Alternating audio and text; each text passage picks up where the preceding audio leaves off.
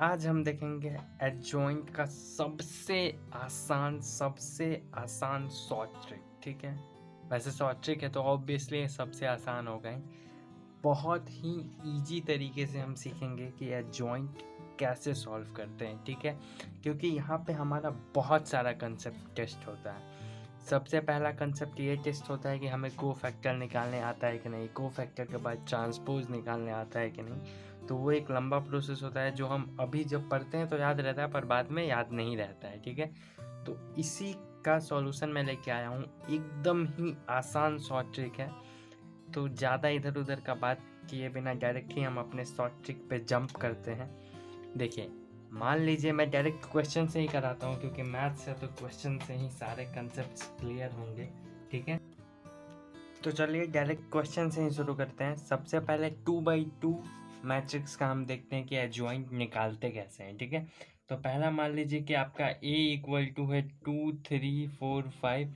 अच्छा, ये बात तो सबको पता ही होगा कि एडजॉइंट हमेशा स्क्वायर मैट्रिक्स के लिए ही निकाल सकते हैं। ऐसा नहीं कि 2 3 5 4 7 2 इसका आप कहेंगे कि एडजॉइंट निकालो, इसका एडजॉइंट नहीं निकलेगा। एडजॉइंट हम सिर्फ हमेशा स्क्वायर मैट्रिक्स के लिए निकाल सकते हैं। ठीक है, तो चलिए ये 2x2 का मैट्रिक्स है, इसका एडजॉइंट क्या होगा। तो देखिए एकदम सिंपल, आपको कुछ नहीं करना है।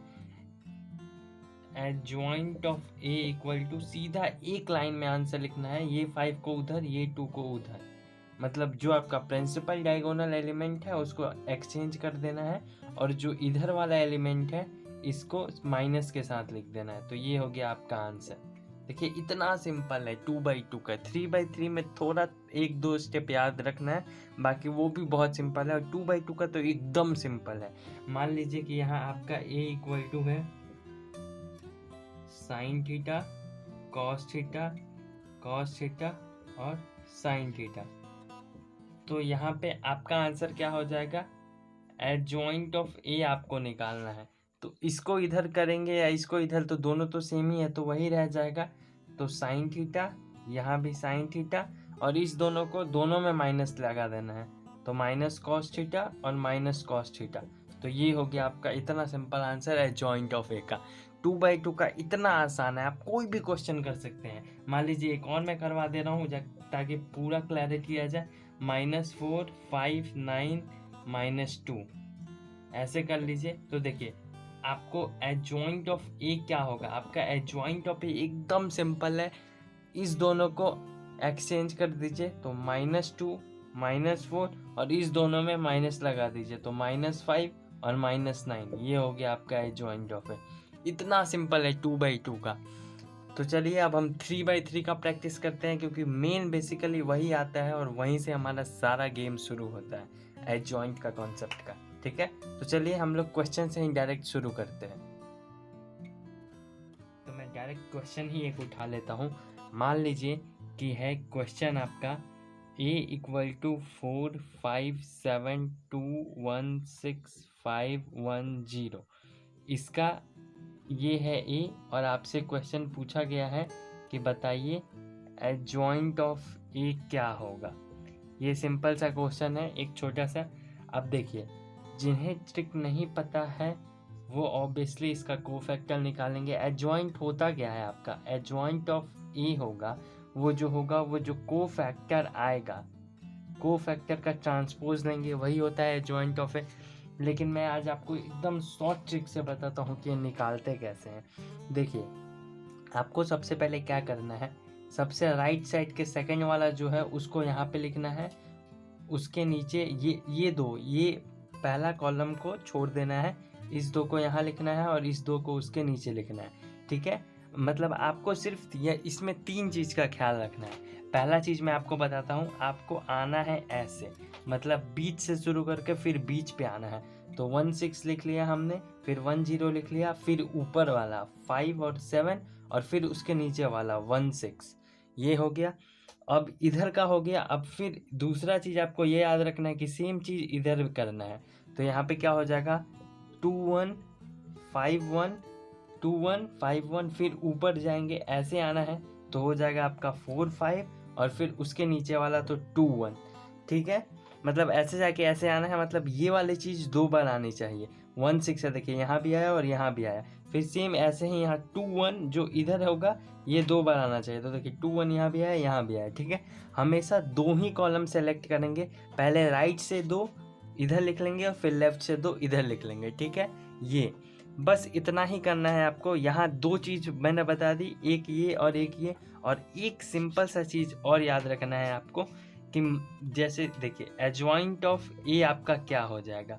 Adjoint of A equal to आपका देखिए एकदम सिंपल सा आंसर आएगा।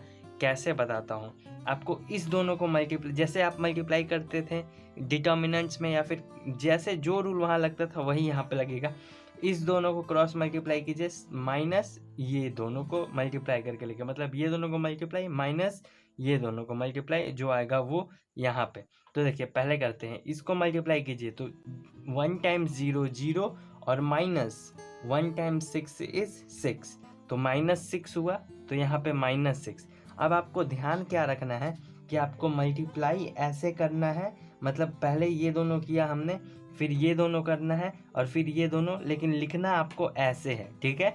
तो ये हो गया। फिर इधर इसको देखिए 7 टाइम्स 1 इज 7 और ये 0 हो जाएगा। तो हमने मल्टीप्लाई देखिए, मैं मल्टीप्लाई ऐसे करते आ रहा हूँ पर लिखूंगा ऐसे। तो ये हो गया 7, ये हो गया आपका। अब फिर इसको करेंगे, ये दोनों को कर लिया, ये दोनों को कर लिया, अब ये दोनों को 6 5 जा 30 और 30 माइनस 7 आपका हो जाएगा 23। तो यहाँ पे हो गया 23। ये 3 ऑपरेशन हो गए। अब इस दोनों को मल्टीप्लाई करना है, अब इसको छोड़ दीजिए, अब इस दोनों को मल्टीप्लाई करना है। तो 6 5 जा 30, 30 माइनस 0 30, तो 30 हो गया। अब इस दोनों को करना है तो ये 0 माइनस 35 और फिर इस दोनों को करना है तो 14 और माइनस 24, तो आपका हो जाएगा 10, लेकिन माइनस में क्योंकि नेगेटिव का साइन ज़्यादा है। तो ये दोनों भी हो गया, मतलब ये हो गया, ये हो गया। अब ये 2 हो गया। देखिए मैंने मल्टीप्लाई ऐसे किया है पर लिखा मैं ऐसे हूँ, ठीक है। सेम आपको ऐसे ही इसको भी करना है। 2 इंटू 1 2 और -5 तो -3, फिर 5 5 जा 25 -4, 25 -4 हो जाएगा 21 और ये 4 टाइम्स 1 4 और -10, तो वो हो जाएगा आपका -6 और यही हो गया आपका आंसर। 3 ही चीज़ याद रखना है सिर्फ। पहला ये कैसे लिखना है, यहाँ से जाके ऐसे, फिर दूसरा चीज़ ये कि पहले इधर वाला लिखे फिर इधर वाला लिखें, और तीसरा ये कि आपको मल्टीप्लाई ऐसे करना है लेकिन लिखना ऐसे है। बस ये सिर्फ 3 चीज़ अगर आपको याद है तो आप कोई भी एडजॉइंट को 30 सेकंड के अंदर अंदर सॉल्व कर सकते हैं एकदम आसानी से। मैं अभी आपको समझाया हूँ इसीलिए मुझे टाइम लगा है। होप आप भी अगर समझ जाएंगे एक बार तो आपको सॉल्व करने में टाइम नहीं लगेगा। अच्छा मैं ये बता दूं कि ये सबसे ज़्यादा इम्पॉर्टेंट ये वाला मतलब ट्रिक किसके लिए है। सबसे ज़्यादा इम्पॉर्टेंट ये है जो भी कंपटीशन का एग्ज़ाम दे रहे हैं उनके लिए, और बोर्ड्स वालों के लिए भी ये इम्पॉर्टेंट है। मैं इसलिए मतलब ऐसा नहीं कर रहा हूँ कि आप जाके बोर्ड्स के पेपर में ऐसे लिख दीजिएगा। अगर आप ऐसे लिखें तो आपका मार्क्स तो पक्का गया, पूरा का पूरा मार्क्स जाएगा, 1 नंबर भी नहीं देगा आपको। ये बोर्ड्स वाले के लिए उस समय काम का आएगा जब आप रीचेक करेंगे अपना कॉपी। क्योंकि देखिए होता क्या है कि आपने इसको सॉल्व किया, ठीक है, प्रोसेस से, उसमें आपने गलती कर दिया, क्योंकि जहाँ कैलकुलेशन ज़्यादा वहाँ गलती होने का चांस ज़्यादा। तो आपने अगर गलती से भी वहाँ गलती कर दिया तो आपको पकड़ में नहीं आएगा। लेकिन आप मान लीजिए बोर्ड्स का पेपर में अपने तरीके से किए और फिर इसको इस तरीके से क्रॉस वेरीफाई कर लिया और दोनों तरीक़ा से आंसर सेम आ गया, मतलब आपका 100% आंसर सही है, ठीक है। या फिर टेस्ट में भी आप चेक कर सकते हैं अगर आपके पास टाइम बचता है तो उस समय ये आपको बहुत हेल्पफुल होगा। चलिए मैं एक और क्वेश्चन आपके सामने लेके आता हूँ, एक नया क्वेश्चन, ठीक है। ये ट्रिक बहुत ही ज़्यादा काम का है, बहुत ही हेल्पफुल है ये ट्रिक। देखिए मान लीजिए कि क्वेश्चन है आपका a इक्वल टू 421172124 ये है, और सिंपल वही क्वेश्चन है कि एडजॉइंट ऑफ ए आपको बताना है। तो सिंपली देखिए इस बार मैं जल्दी जल्दी करूँगा। ये वाला यहाँ 7 2, ये वाला यहाँ 2 4, फिर उसके ऊपर वाला 2 1 और फिर उसके नीचे वाला तो 7 2, फिर इधर वाला 4 नहीं, यहाँ बीच से शुरू करना है, मिस्टेक नहीं करना है आपको, ऊपर से नहीं लिख देना है। तो ये हो जाएगा 1 7, फिर 1 2, फिर 4 2 और फिर 1 7, ये हो गया। अब आपको इसको ऐसे ऐसे मल्टीप्लाई कर लेना है सबको, ठीक है। तो देखिए आप डायरेक्ट लिखिए adjoint of A equal to, multiply ऐसे करना है, लिखना ऐसे है, ठीक है। तो 7 4 जा 28 -4 24, फिर 2 1 जा 2 -8 इज -6 एंड 2 2 जा 4 -7 इज -3। फिर इस दोनों को करिए तो 2 1 जा 2 -4 -2, फिर 4 4 जा 16 -1 15 और फिर 1 -6 नहीं 1 -8 इज -7। फिर 2 1 जा 2 -7 2 1 जा 2 -7 इज -5 2 1 जा 2 -8 which is -6 and 7 4 जा 28 -2 is 26। ये हो गया आपका आंसर। मैं आपको समझा रहा हूँ इसीलिए टाइम लगा है, वरना आपको ये करने में थोड़ा सा भी टाइम नहीं लगेगा अगर आप ये खुद से करेंगे और 3-4 क्वेश्चन आप प्रैक्टिस कर लीजिए इस मेथड से। उसके बाद देखिए आपका सारा क्वेश्चन एकदम जल्दी सॉल्व हो जाएगा। पर हाँ, बोर्ड्स के पेपर में आपको ऑब्वियसली ऐसे नहीं करना है, ये ट्रिक है। और बोर्ड्स में हर एक स्टेप्स पे मार्क्स होता है, वहाँ स्टेप मार्किंग होता है, तो ऐसे मत करिएगा। पर आपको कंफर्म होने के लिए ये ट्रिक आपके लिए बहुत ही बेनिफिशियल होगा। और जितने भी लोग कंपटीशन की तैयारी कर रहे हैं, तो कंपटीशन में तो ऐसे ही जितना जल्दी आप दौड़ जाओ उतना आपके लिए अच्छा। तो कंपटीशन वालों के लिए तो ये A1 ट्रिक है एडजॉइंट के लिए। तो चलिए आज के वीडियो में इतना ही। आप प्रैक्टिस कर लीजिए, बहुत सारा क्वेश्चन खुद से भी क्वेश्चन बना सकते हैं या फिर कहीं से भी क्वेश्चन उठा लीजिए, प्रैक्टिस करिए और देखिए आपका आंसर सही आता है कि नहीं। ठीक है, तो चलिए आज के लिए इतना ही रखते हैं, मिलते हैं आपसे नेक्स्ट वीडियो में।